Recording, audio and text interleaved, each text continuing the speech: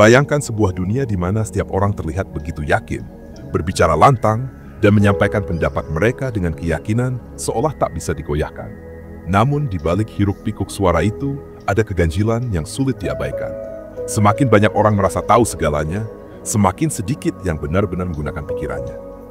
Apakah kamu menyadarinya?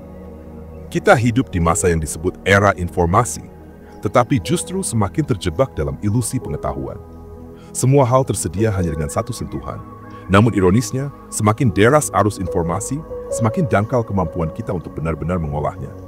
Maka timbul pertanyaan, mengapa dunia yang dipenuhi data, fakta, dan opini justru melahirkan kebodohan kolektif? Contohnya ada di mana-mana. Di meja makan keluarga, ketika perdebatan tak lagi ditopang logika, melainkan emosi.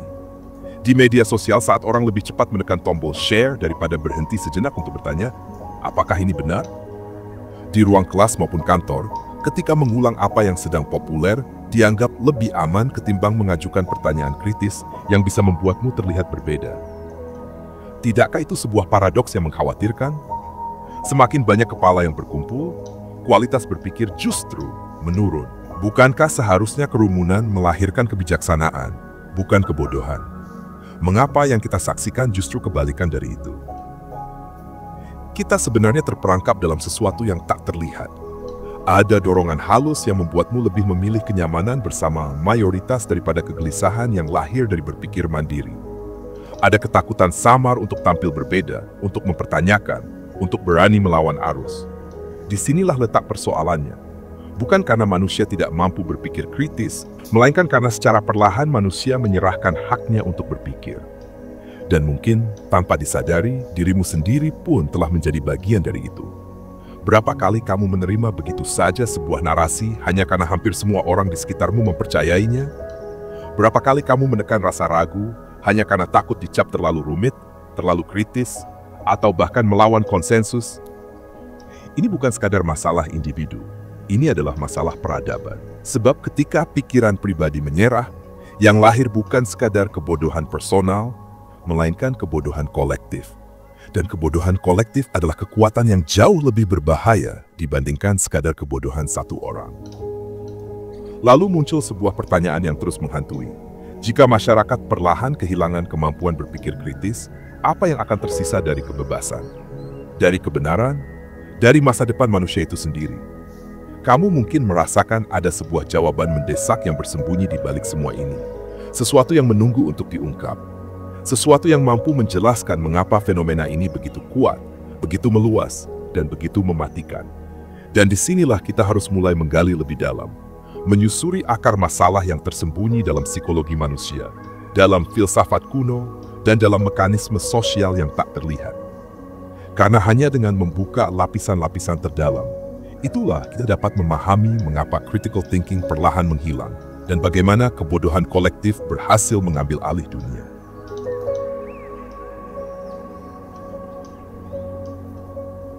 Apa sebenarnya yang membuat manusia, makhluk yang sering disebut paling rasional di bumi, perlahan kehilangan kemampuan berpikir kritis? Mengapa justru di era ketika informasi begitu berlimpah, yang mendominasi adalah kebingungan massal, kepatuhan buta, dan pengulangan opini yang seragam? Untuk menjawab pertanyaan ini, kita perlu menelusuri lapisan terdalam dari psikologi manusia, serta struktur sosial yang membelenggunya. Sejatinya, manusia tidak diciptakan untuk mencari kebenaran, setidaknya bukan dalam arti murni.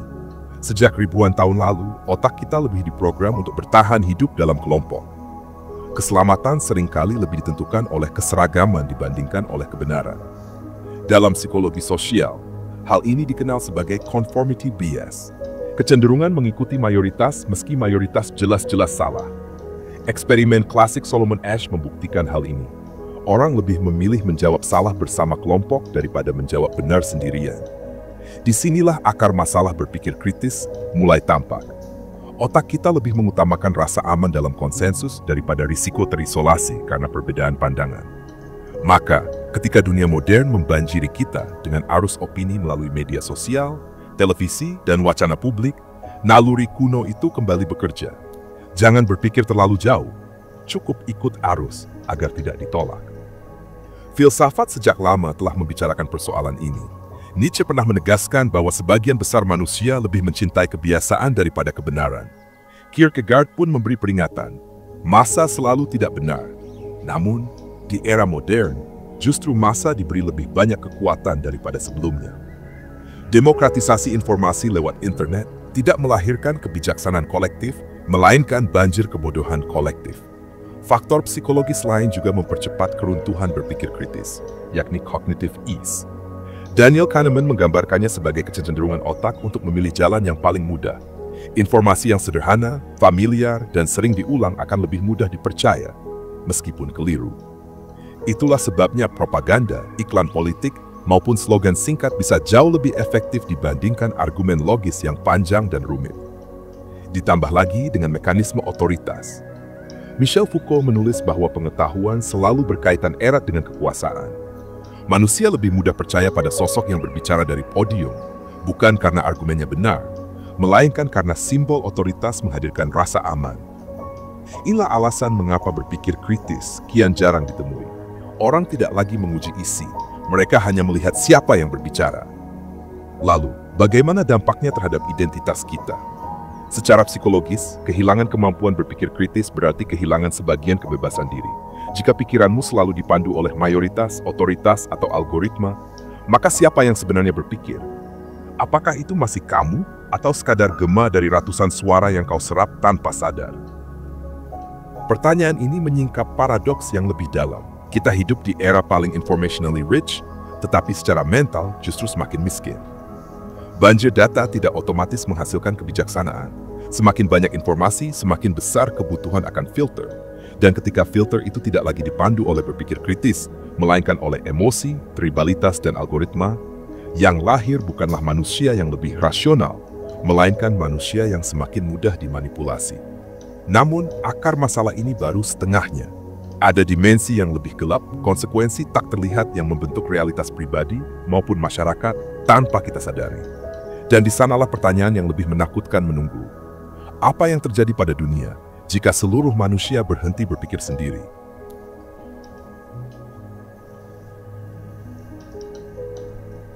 Apa jadinya dunia ketika manusia berhenti berpikir sendiri? Di permukaan seolah tak banyak berubah. Orang masih bekerja, masih bersekolah, masih tertawa dan bercanda di media sosial. Namun, jika ditelisik lebih dalam, yang terjadi adalah pergeseran perlahan menuju kegelapan, bukan kegelapan fisik, melainkan kegelapan kesadaran. Konsekuensi pertama, hilangnya identitas otentik. Berpikir kritis bukan sekadar alat intelektual, tetapi fondasi bagi rasa aku. Ketika kamu berhenti menguji gagasan dan mempertanyakan asumsi, yang tersisa hanyalah bayangan. Kamu mungkin merasa memiliki pendapat, tetapi sebenarnya itu hanya gema dari apa yang kamu dengar kemarin di televisi, atau dari komentar viral yang terus berulang dalam pikiranmu. Identitasmu bukan hasil refleksi, melainkan hasil repetisi. Konsekuensi kedua, muncul fenomena yang jauh lebih berbahaya, ketergantungan pada otoritas dan mayoritas. Tanpa berpikir kritis, masyarakat menjadi seperti kawanan yang mengikuti naluri kolektif. Mereka menuruti gembala, bisa berupa pemerintah, figur publik, atau algoritma, tanpa pernah memeriksa kebenaran arah yang dituju. Sejarah pun penuh dengan tragedi yang lahir dari kondisi ini. Dari totalitarianisme abad ke-20 hingga perang yang didukung opini massal, semuanya berakar pada satu hal. Orang-orang berhenti bertanya, mengapa? Konsekuensi ketiga lebih halus, tetapi tidak kalah menghancurkan. Kebekuan imajinasi. Tanpa berpikir kritis, imajinasi berubah menjadi konsumsi. Orang tidak lagi mencipta, melainkan hanya mengulang apa yang diberikan. Seni kehilangan kedalaman, ide kehilangan orisinalitas, dan masyarakat perlahan masuk ke dalam apa yang disebut Nietzsche sebagai nihilisme pasif. Hidup tanpa makna, namun terlalu nyaman untuk melawannya. Ada juga konsekuensi psikologis yang sering tak disadari, kecemasan eksistensial yang meningkat. Tanpa kemampuan berpikir kritis, manusia kehilangan peta batinnya. Mereka berjalan di dunia dengan arah yang ditentukan orang lain. Di permukaan, mereka tampak aman karena mengikuti arus. Namun, jauh di dalam, ada kegelisahan yang tak terjelaskan. Rasa kosong, tidak berdaya, dan selalu merasa ada yang hilang. Ironisnya, kecemasan ini justru membuat mereka semakin haus akan bimbingan eksternal, mencari guru, influencer, atau otoritas baru yang memberi jawaban cepat meski palsu.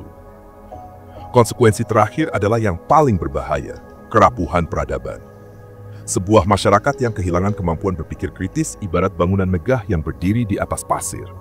Dari luar terlihat kokoh, tetapi begitu diterpa badai, krisis ekonomi, manipulasi politik, atau penyalahgunaan teknologi, semuanya runtuh. Tanpa pikiran yang mandiri, tidak ada daya tahan. Orang-orang akan percaya pada narasi pertama yang terdengar meyakinkan, meski itu menjerumuskan mereka ke jurang. Disinilah letak paradoks yang mengerikan. Hilangnya kemampuan berpikir kritis tidak menghancurkan dunia secara instan. Prosesnya berjalan perlahan, diam-diam, tanpa disadari. Orang tetap tertawa, tetap sibuk, tetap merasa normal. Namun di balik semua itu, fondasi kesadaran mereka retak sedikit demi sedikit. Hingga suatu hari, ketika bencana datang, baru terlihat betapa rapuhnya dunia yang dibangun tanpa pikiran yang sungguh-sungguh berpikir. Filsuf Jean-Paul Sartre pernah berkata, manusia dikutuk untuk bebas. Kebebasan itu bukanlah hadiah, melainkan beban. Dan berpikir kritis adalah satu-satunya cara untuk menanggungnya. Tanpa kemampuan itu, manusia bukan lagi subjek yang memilih jalan hidupnya, melainkan objek yang digiring ke arah yang ditentukan orang lain. Maka, konsekuensi terbesar dari hilangnya berpikir kritis bukan sekadar salah memilih jalan, tetapi kehilangan hak untuk memilih sama sekali. Ketika itu terjadi, manusia telah kehilangan hal paling berharga dalam dirinya, kemanusiaan itu sendiri.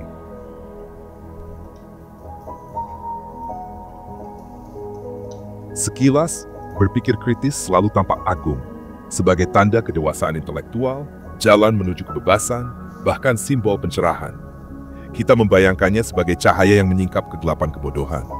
Namun jika ditelusuri lebih dalam, ada paradoks yang justru membuatnya berbahaya. Semakin kritis kita berpikir, semakin berat pula beban yang harus kita tanggung. Mengapa demikian? Karena berpikir kritis tidak hanya membebaskan kita dari kebohongan, tetapi juga menyingkap kenyataan pahit. Tidak ada fondasi yang benar-benar kokoh. Setiap kali kita mempertanyakan sebuah ide, kita menyadari bahwa ia berdiri di atas ide lain yang juga bisa dipertanyakan. Proses ini seperti mencongkel batu bata satu persatu dari sebuah bangunan, hingga akhirnya kita mengerti bahwa tidak ada dasar yang benar-benar stabil. Di titik inilah, banyak orang menyerah. Mereka takut pada konsekuensi paling radikal dari berpikir kritis, kekosongan. Sartre menyebutnya the nothingness, sebuah ruang kosong di mana semua kepastian runtuh. Pada saat itu, berpikir kritis bukan lagi sekadar alat untuk membedakan benar dan salah, melainkan pisau yang mengiris habis semua ilusi, termasuk ilusi yang kita perlukan untuk bertahan hidup. Paradoks berikutnya jauh lebih mengejutkan. Berpikir kritis bisa melumpuhkan. Bayangkan seseorang yang mempertanyakan segala hal, agama, moralitas, budaya, bahkan makna hidupnya sendiri. Ia memang terbebas dari dogma, tetapi kebebasan itu datang dengan harga, kehilangan arah. Nietzsche menyebut kondisi ini sebagai kematian Tuhan, bukan sekadar hilangnya agama, melainkan hilangnya pusat gravitasi kehidupan. Orang yang terlalu kritis akhirnya terperangkap dalam kelumpuhan eksistensial. Mereka sadar bahwa segala sesuatu bisa dipertanyakan, tapi tidak lagi tahu kemana harus melangkah. Paradoks ketiga menunjukkan bahwa berpikir kritis bisa berubah menjadi bentuk baru dari dogma. Ironis tetapi nyata. Ada orang yang begitu bangga dengan kritisismenya, sehingga menolak semua hal yang tidak sesuai dengan kerangka berpikir mereka. Alih-alih membebaskan, berpikir kritis justru mengurung mereka dalam penjara intelektual yang lebih halus. Skeptisisme ekstrem, sinisme, atau narsisisme intelektual. Mereka berhenti mendengar, berhenti merasakan, berhenti terbuka, karena hanya menganggap logika mereka sendiri yang sah. Namun, justru dari paradoks inilah muncul wawasan penting. Berpikir kritis bukanlah tujuan akhir, melainkan jembatan. Ia bukan rumah untuk ditinggali, melainkan jalan yang membawa kita menuju pemahaman lebih dalam. Jika kita berhenti di tengah jalan, kita bisa tersesat, entah dalam kehampaan nihilisme atau kesombongan intelektual. Tetapi jika kita terus melangkah, kita menemukan sesuatu yang tak terduga. Berpikir kritis harus berjalan beriringan dengan sesuatu yang melampaui logika, kebijaksanaan, intuisi, bahkan kasih. Disinilah paradoks terindah muncul. Berpikir kritis yang sejati mengajarkan kita untuk mengetahui batasnya sendiri. Ia membebaskan bukan dengan menghancurkan semua ilusi, melainkan dengan membantu kita memilih ilusi mana yang pantas dihidupi. Ia tidak membunuh makna, tetapi memurnikan makna, membuat kita sadar bahwa setiap keyakinan, nilai, dan tujuan hidup bukanlah kebenaran mutlak, melainkan pilihan sadar yang kita peluk meski rapuh. Dengan kata lain, berpikir kritis bukanlah akhir dari pencarian, melainkan awal dari kebebasan yang lebih dewasa.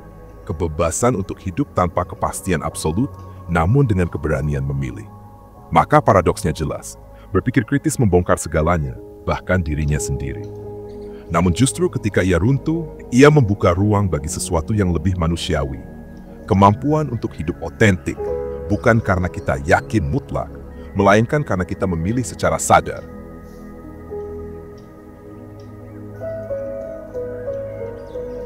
Sepanjang perjalanan berpikir kritis, kau telah menapaki paradoks demi paradoks. Kau belajar bahwa kebenaran murni sulit diraih. Kau menyadari bahwa logika, jika berdiri sendiri, bisa melumpuhkan. Kau juga melihat bahwa sebagian besar manusia lebih memilih kenyamanan mayoritas daripada menghadapi kompleksitas berpikir mandiri. Semua itu menempatkanmu pada ujian terbesar. Apakah kau cukup berani untuk berdiri sendiri, tanpa sandaran, tanpa penopang, hanya dengan kesadaran dirimu sendiri? Inilah hakikat kebebasan sejati. Jean-Paul Sartre pernah berkata bahwa manusia dikutuk untuk bebas, bukan sebagai hadiah, melainkan sebagai beban. Beban itu menuntut keberanian untuk memilih, menanggung ketidakpastian, dan menerima bahwa sebagian besar dunia mungkin tidak akan pernah masuk akal. Berpikir kritis adalah alat yang memungkinkanmu menanggung beban itu, bukan untuk menemukan jawaban pasti, melainkan untuk menavigasi ketidakpastian dengan kesadaran penuh. Ketika kau benar-benar memahami hal ini, sesuatu yang menakjubkan terjadi. Semua kepastian palsu yang selama ini kau genggam, opini orang lain, narasi mayoritas, otoritas yang menakutkan, tidak lagi menguasaimu. Kau masih bisa mendengar, masih bisa menerima, tetapi tidak lagi tergantung padanya. Pujian tidak membuatmu melambung, kritik tidak membuatmu roboh. Kau hidup bukan sebagai gema dari orang lain, tetapi sebagai pusat dari kesadaranmu sendiri. Lebih dari itu, berpikir kritis membawamu pada kesadaran yang lebih dalam. Hidup otentik bukan tentang mengetahui semua jawaban, tetapi tentang berani memilih jalan meski tidak pasti. Setiap keyakinan, nilai, dan tujuan hidup kau pegang bukanlah kebenaran mutlak, melainkan pilihan sadar yang kau tanggung sepenuhnya. Kau menyadari bahwa makna tidak lahir dari melimpahnya informasi, melainkan dari keberanian menapaki jalan yang kau pilih sendiri, dengan hati yang jujur dan kesadaran yang penuh. Paradoks terakhir inilah yang membuat berpikir kritis begitu manusiawi. Ia tidak membebaskanmu dari kompleksitas dunia, tetapi membebaskanmu untuk hidup di dalamnya dengan sadar. Ia tidak memberikan jawaban pasti, tetapi membimbingmu memilih meski dengan keraguan. Ia menghancurkan ilusi, tetapi membuka ruang bagi sesuatu yang lebih penting, kemampuan untuk hidup otentik, penuh kesadaran, dan sepenuhnya bertanggung jawab atas dirimu sendiri. Sehingga meski dunia di sekitarmu tetap bising, penuh dogma dan kadang menakutkan, kau tetap berdiri. Kau tetap bergerak, kau tetap memilih. Dan disitulah di tengah ketidakpastian yang terus mengintai, kau menemukan pencerahan sejati. Bahwa kebebasan tidak lahir dari kepastian, tetapi dari keberanian untuk memilih. Meski dunia tak memberimu jawaban mudah. Inilah akhir dari perjalanan berpikir kritis, bukan sebagai titik terakhir, melainkan awal dari hidup yang sadar, otentik, dan manusiawi. Sebuah kehidupan di mana kau tidak lagi menjadi objek dari opini orang lain, tetapi subjek dari setiap pilihan, setiap langkah, dan setiap napas yang kau ambil. Terima kasih sudah menonton sampai akhir. Jika video ini bermanfaat, bagikan kepada orang-orang terdekat, dan jangan lupa subscribe untuk mendukung channel ini. Tinggalkan juga komentar atau pemikiran Anda di bawah. Saya selalu senang membacanya. Semoga hari Anda dipenuhi kebahagiaan dan energi positif. Sampai jumpa di video berikutnya.